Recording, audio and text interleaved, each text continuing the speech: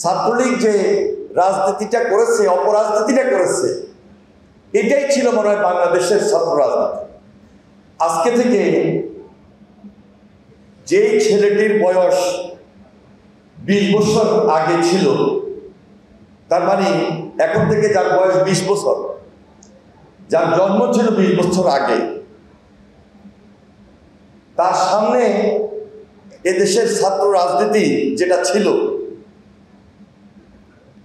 একটা জন্মের পর যখন তার বুঝজ্ঞান হয়, তারই ধারাবাহিকতায় স্কুল জীবন, কলেজ জীবন, এই পর্যন্ত বা বিশ্ববিদ্যালয়ে এসে যে ছেলেটি ভর্তি হয়েছে, তার সামনে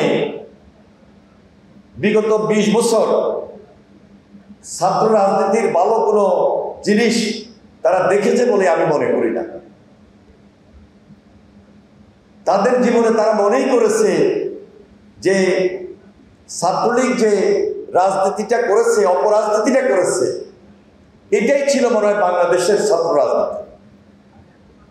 প্রকৃতপক্ষে যদি এদেশের ছাত্র রাজনীতির ইতিহাস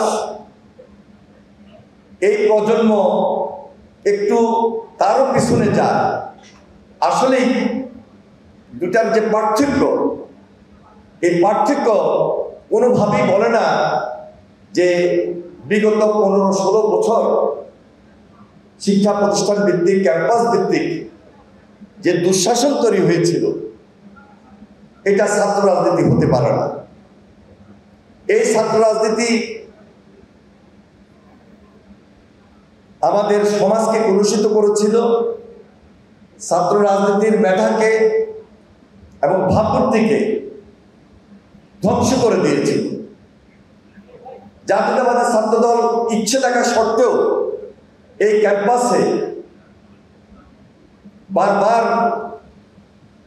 এর প্রতিবাদ করেও সেদিন টিকে থাকতে পারেনি এবং ছাত্র সংগঠনটাকে এই প্রজন্মের সামনে তুলে ধরা সেই সুযোগটি তাদের হয়ে উঠে নাই। 5 তারিখের পর জাতীয় রাজনীতিতে নেতৃত্বের যেমন গুণগত পরিবর্তন হয়েছে, জাতীয় রাজনীতিতেও তেমন গুণগত পরিবর্তন এসেছে। ঠিক একইভাবে ছাত্র রাজনীতি এবং ছাত্র রাজনীতির নেতৃত্বে যারা আছেন, সেখানেও একটা গুণগত পরিবর্তন তৈরি হয়েছে এবং 5 তারিখের পর থেকে বিশেষ করে জাতীয়তাবাদী ছাত্রদল এই সুযোগটি ভালোভাবে গ্রহণ করেছে বলেই আমার বিশ্বাস।